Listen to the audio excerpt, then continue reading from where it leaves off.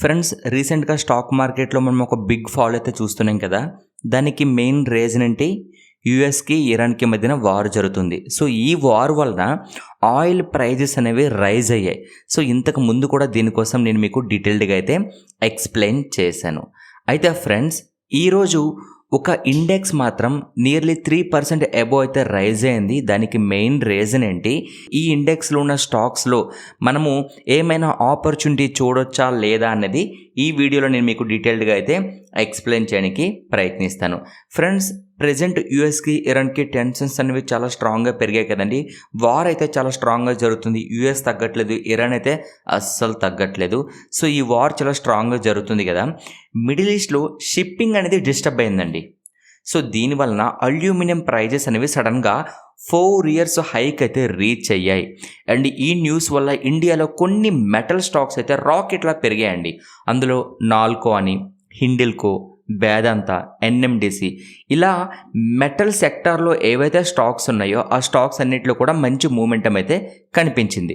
మరి ఇక్కడ క్వశ్చన్ ఏంటంటే, ఈ ర్యాలీ టెంపరరీయా లేదా మెటల్ సెక్టార్లో ఒక బిగ్ ఆపర్చునిటీ స్టార్ట్ అయిందా? ఫ్రెండ్స్, ఎప్పుడైనా గుర్తుపెట్టుకోవాల్సింది ఏంటి? 1 day rally, 1 week rally, 1 month ర్యాలీని చూసి మనం ఎప్పుడు కూడా ఇన్వెస్ట్మెంట్స్ అనేవి చెయ్యము. ఒక కంపెనీలో లాంగ్ టర్మ్లో ఇన్వెస్ట్మెంట్ చెయ్యాలి అంటే డెఫినెట్లీ ఆ కంపెనీ ఫండమెంటలీ స్ట్రాంగ్గా ఉండాలి. అంతేగాని టెంపరరీ అప్డేట్స్, ప్రెజెంట్ ఈ వార్ ఉందండి, ఈ వార్ ఇలా కంటిన్యూగా జరుగుతూనే ఉంటుందా? ఇయర్స్ కొద్ది అలా జరుగుతూ ఉండదు కదా, ఒక స్టేజ్లో ఆగిపోతుంది కదా. సో, ఇప్పుడు ఏదైతే వార్ జరుగుతుందో ఈ వార్ వల్లనే సప్లై డిస్టర్బ్ అయింది. దానివల్లనే మెటల్ ప్రైజెస్ అనేవి పెరిగాయి. వన్స్ ఈ వార్ కూల్ అయిపోయింది అనుకోండి, ఓకేనా, వార్ ఇంకా జరగట్లేదు, అప్పుడు ఏం జరుగుతుంది? మెటల్ ప్రైజెస్ తగ్గాయి అనుకోండి, అప్పుడు ఈ స్టాక్స్ అన్నీ మళ్ళీ ఫాలో అవుతాయా? అలాంటప్పుడు మనం లాంగ్ టర్మ్లో ఇన్వెస్ట్మెంట్ ఎలా చేస్తాం చెప్పండి. సో, ఎప్పుడైనా ఒక కంపెనీలో మనం ఇన్వెస్ట్మెంట్ చేస్తున్నాము అంటే డెఫినెట్లీ ఆ కంపెనీ ఫండమెంటలీ స్ట్రాంగ్గా ఉండాలి. సో, ఏ కంపెనీలో మీరు ఎంటర్ అవ్వాలన్నా ఫండమెంటల్ అనాలిసిస్ అనేది చాలా ఇంపార్టెంట్. అలా మనం చూసుకుంటే ఇప్పుడు మనం మాట్లాడబోయే ఈ 4 స్టాక్స్ ఫండమెంటలీ ఎలా ఉన్నాయి, ఈ 4 స్టాక్స్లో ఆపర్చునిటీ ఏమైనా కనిపిస్తుందా లేదా అనేది ఈ వీడియోలో నేను మీకు డీటెయిల్డ్గా అయితే ఎక్స్ప్లెయిన్ చేస్తాను. ఫ్రెండ్స్, వీడియోని స్టార్ట్ చేసే ముందు ప్రతి ఒక్కరూ వీడియోని లైక్ చేయండి. మీరు చేసే లైక్ చాలా హెల్ప్ఫుల్గా ఉంటుందండి. ఈ వీడియో ఇంకొక నలుగురికి రీచ్ అవుతుంది. ఇది ఒక మోటివేషన్లో ఉంటూ మేము కూడా మంచి మంచి అప్డేట్స్తో మీ ముందుకైతే వస్తూ ఉంటాము.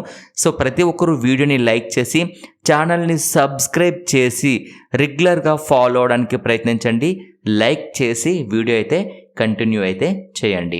ఫ్రెండ్స్, రీసెంట్గా మిడిల్ ఈస్ట్లో చూసుకుంటే టెన్షన్స్ అయితే బాగా పెరిగే, వార్ చాలా స్ట్రాంగ్గా జరుగుతుంది. అయితే ఇరాన్ ఏం చేసింది? ఇంపార్టెంట్ షిప్పింగ్ రూట్ అయినా స్ట్రైట్ ఆఫ్ హార్మజ్ని రిస్ట్రాక్ట్ చేసింది. ఈ స్ట్రైట్ ఆఫ్ హార్మజ్ ఉంది కదండి, దీని ద్వారా ఆయిల్ సప్లై అవుతుంది అండ్ అల్యూమినియం కూడా సప్లై అయితే అవుతూ ఉంటుంది. అలాంటి సప్లై ఇప్పుడు ఆగిపోతే ఏం జరుగుతుంది? సపోజ్ వరల్డ్లో అల్యూమినియం సప్లై ఒక 100 యూనిట్స్ ఉందనుకోండి, సడన్గా వార్ టెన్షన్స్ వల్ల 90 యూనిట్స్కి తగ్గిపోతే, మీకు అర్థమవుతుందా? 90 యూనిట్స్కి తగ్గిపోతే ఏం జరుగుతుంది? ఇక్కడ డిమాండ్ అలానే ఉంది కానీ సప్లై తగ్గింది. అప్పుడేమవుతుంది? ఆటోమేటిక్గా ప్రైజెస్ అనేవి ఇంక్రీజ్ అవుతాయి. ఎగ్జాక్ట్లీ అదే జరిగిందండి. అల్యూమినియం ప్రొడ్యూసర్స్ ఏవైతే ఉన్నాయో బహ్రెయిన్ స్మెల్టర్ షిప్మెంట్స్ని స్టాప్ చేసింది. నార్వే కంపెనీ ఖతర్ ప్లాంట్స్ని షట్ డౌన్ స్టార్ట్ చేసింది. సో, దీని రిజల్ట్ ఏంటి? Global aluminium supply fear create అయింది. మార్కెట్ ఇమ్మీడియట్గా రియాక్ట్ అయింది అండ్ ఇండియా మెటల్ స్టాక్స్లో ఒక స్ట్రాంగ్ ర్యాలీ అయితే కనిపించింది. అయితే ఫ్రెండ్స్, ఇప్పుడు ఈ స్టాక్స్లో వచ్చింది నిజంగా స్ట్రాంగ్ ర్యాలీనా లేదంటే టెంపరరీనా, లాంగ్ టర్మ్లో ఎంట్రీ ప్లాన్ చేయొచ్చా లేదా అనేది ఇప్పుడు డీటెయిల్డ్గా అయితే మనం మాట్లాడుకుందాం.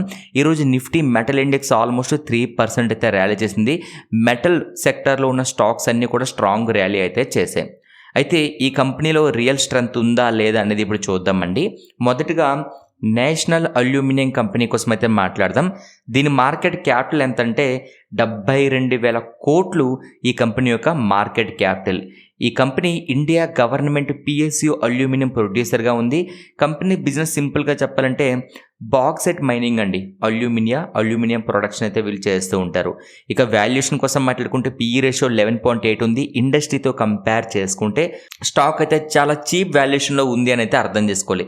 ఎగ్జాంపుల్గా కంపెనీ 100 రూపీస్ ప్రాఫిట్ ఎర్న్ చేస్తే మార్కెట్ నార్మల్లీ 17 రూపీస్ ప్రైస్ ఇస్తుంది, బట్ ఈ కంపెనీ 11 రూపీస్ ప్రైస్ మాత్రమే ఇస్తుంది. సో అండర్ వాల్యూడ్ స్టాక్గా మనం చెప్పాలి. పాజిటివ్ ఇది. ప్రాఫిటబిలిటీ, ఈ కంపెనీ యొక్క ప్రాఫిటబిలిటీ చూడండి, రిటర్న్ ఆన్ ఈక్విటీ 32% అండి. అంటే 100 rupees share holder money invest చేస్తే కంపెనీ 32 రూపీస్ ప్రాఫిట్ని జనరేట్ చేస్తుంది. వెరీ స్ట్రాంగ్ ప్రాఫిటబిలిటీగా చెప్పాలి. బ్యాలెన్స్ షీట్, అసలు ఈ కంపెనీకి అప్పు ఉందా లేదా అంటే zero. Company almost debt free అనమాట. అంటే ఎకానమీ క్రైసిస్ వచ్చినా సరే కంపెనీ సర్వే అయితే అవ్వచ్చు, ఎందుకంటే అప్పు లేదు కదా. సో ఇంట్రెస్ట్ టెన్షన్ కూడా ఉండదు కాబట్టి పాజిటివ్గా చూడాలి. ప్రాఫిట్ గ్రోత్ లాస్ట్ 5 yearsలో 100% అండి. అంటే ఎగ్జాంపుల్గా ప్రాఫిట్ 2019లో ఒక 1000 కోట్లు అనుకుందాం, ఇప్పుడు ఆల్మోస్ట్ 2000 crores అయింది. ఎందుకంటే ప్రాఫిట్ గ్రోత్ ఎంత 100%. సో దీన్ని మనం పాజిటివ్గా చూడాలి. ఇక పాజిటివ్స్ ఏంటంటే debt free company, high profitability, cheap valuation. మరి నెగిటివ్స్ ఉండవా అంటే ఉన్నాయి. అల్యూమినియం ప్రైజెస్ మీద మాత్రమే డిపెండ్ అయి ఉంటుంది.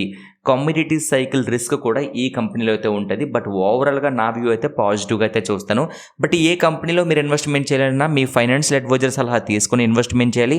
మేము సెబీ రిజిస్టర్డ్ అనలిస్ట్ కాదు కాబట్టి బ్లైండ్గా ఫాలో అవ్వకూడదు.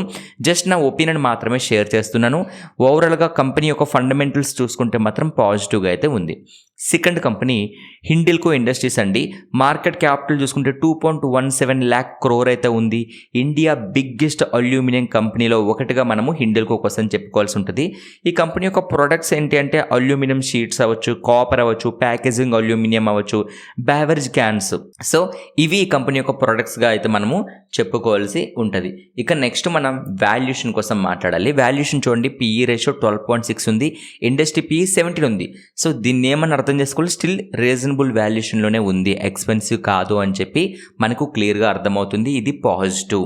ఇక సేల్స్ గ్రోత్ లాస్ట్ 10 yearsలో రెవెన్యూ ఆల్మోస్ట్ 1 lakh crore నుండి 2.6 lakh crore అయితే రీచ్ అయింది. So company revenue almost 2.5 times increase అయింది. పాజిటివ్గా చూడాలి.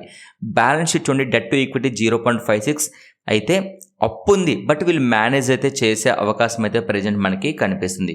ఇక ఈ కంపెనీ యొక్క పాజిటివ్స్ సింపుల్గా చెప్పాలంటే గ్లోబల్ అల్యూమినియం లీడర్ ఇది, డైవర్సిఫైడ్ బిజినెస్ ఉంది, స్టేబుల్ ఎర్నింగ్స్ ఉన్నాయి. బట్ నెగిటివ్స్, ప్రాఫిట్ మార్జిన్ లో ఉంది comparison to NALCO. Aluminium price cycle పైన డిపెండ్ అయి ఉంటుంది అనమాట. ఇక నెక్స్ట్ మనం వేదాంత కోసం మాట్లాడుకుంటే ఈ కంపెనీ యొక్క మార్కెట్ క్యాపిటల్ 2.8 lakh crore అయితే ఉంది. ఇక బిజినెస్ సెగ్మెంట్స్ చూడండి, aluminium, zinc, copper, silver, oil and gas. దీని మీనింగ్ అంటే కమోడిటీ సెక్టర్లో మల్టీ బిజినెస్ కంపెనీ అయితే చేస్తుంది. వాల్యుయేషన్ చూసుకుంటే పిఈ అయితే 25, ఇండస్ట్రీ యావరేజ్ అయితే 27 ఉంది. స్లైట్ ప్రీమియం వాల్యుయేషన్లో ఉంది అని చెప్పి అర్థం చేసుకోవాలి. నెగిటివ్గా చూడాల్సిన నీడ్ అయితే లేదు. డివిడెండ్ చూడండి, డివిడెండ్ ఇల్డ్ 6% ఇస్తుంది. అంటే ఒక 1 lakh మీరు ఇన్వెస్ట్ చేస్తే యాన్యువల్ డివిడెండ్ ఆల్మోస్ట్ మీకు 6,000 అయితే వస్తుంది. ఇది ఇన్వెస్టర్స్కి ఒక అట్రాక్టివ్ ఇన్కమ్గా చెప్పొచ్చు. నెక్స్ట్ బ్యాలెన్స్ షీట్ అండి, డెట్ టు ఈక్విటీ చూడండి 2.1 ఉంది. మీనింగ్ ఏంటంటే కంపెనీకి అప్పు చాలా ఎక్కువ ఉంది. ఇది కంప్లీట్గా మీరు నెగిటివ్గానే చూడాలి. అది ఎంత మంచి కంపెనీ అయినా సరే అప్పు ఎక్కువ ఉంటే మాత్రం నెగిటివ్. సో అలా చూసుకుంటే ఈ కంపెనీని మనము మేజర్ రిస్క్ ఫ్యాక్టర్గా అయితే కన్సిడర్ చేయాలి. ఇక పాజిటివ్స్ అంటే హై డివిడెండ్ ఇస్తుంది, పాజిటివ్. స్ట్రాంగ్ క్యాష్ ఫ్లో ఉంది, పాజిటివ్. మల్టిపుల్ కమ్యూనిటీస్ బిజినెస్ అయితే చేస్తుంది, పాజిటివ్. నెగిటివ్స్ ఏంటండి, హై డెట్ ఉంది, ప్రమోటర్స్ హోల్డింగ్స్ రెడ్యూస్ అవుతున్నాయి, తగ్గిస్తున్నారు. ప్రమోటర్స్ వాళ్ళ యొక్క హోల్డింగ్స్ ఎందుకు తగ్గించుకుంటున్నారు? సో ఇది చాలా ఇంపార్టెంట్ ఫ్యాక్టర్ అండి. ఈ కంపెనీలో ఎవరైనా ఎంటర్ అవ్వాలనుకుంటే ఈ 2 points మాత్రం కన్సిడర్ చేయాలి. అప్పు ఎక్కువ ఉంది, ప్రమోటర్స్ ఎందుకు హోల్డింగ్స్ తగ్గిస్తున్నారు అనేది ఫోకస్ చేయాలి. ఇక ఫైనల్ స్టాక్ అండి ఎన్ఎండిసి. మార్కెట్ క్యాపిటల్ అయితే 68,000 కోట్లు ఉంది. ఇండియాలో లార్జెస్ట్ ఐరన్ ఓర్ మైనింగ్ కంపెనీగా అయితే ఉందండి. వీళ్ళ యొక్క బిజినెస్ ఏంటంటే iron ore mining, diamond mining, sponge iron production, wind power. Steel కంపెనీస్కి రా మెటీరియల్ సప్లై చేస్తుంది ఈ కంపెనీ. ఎగ్జాంపుల్ కస్టమర్స్ చూసుకుంటే టాటా స్టీల్ అవ్వచ్చు, steel authority of India limited. So వీళ్ళు కస్టమర్స్గా అయితే ఉన్నారు. ఇక వాల్యుయేషన్ కోసం మనం మాట్లాడుకుంటే పిఈ రేషియో 9.9 ఉంది, ఇండస్ట్రీ పిఈ 16 ఉంది. సో స్టాక్ చాలా చీప్ వాల్యుయేషన్లో ఉంది అని చెప్పి అర్థం చేసుకోండి. డివిడెండ్ ఇల్లు చూడండి 4.2%, అంటే 1 lakh మీరు ఇన్వెస్ట్ చేస్తే 4,200 రూపీస్ డివిడెండ్ రూపంలో వస్తుంది. డెట్ టు ఈక్విటీ 0.11 అండి, ఆల్మోస్ట్ డెట్ ఫ్రీగా మనం కన్సిడర్ చేయొచ్చు. పాజిటివ్స్ ఏంటంటే స్ట్రాంగ్ పిఎస్యు కంపెనీ, లో వాల్యుయేషన్, గుడ్ డివిడెండ్స్ అయితే ఇస్తుంది. నెగిటివ్స్ ఏంటంటే ఐరన్ ఓర్ ప్రైజెస్ మీద మాత్రమే డిపెండ్ అయి ఉంటుంది.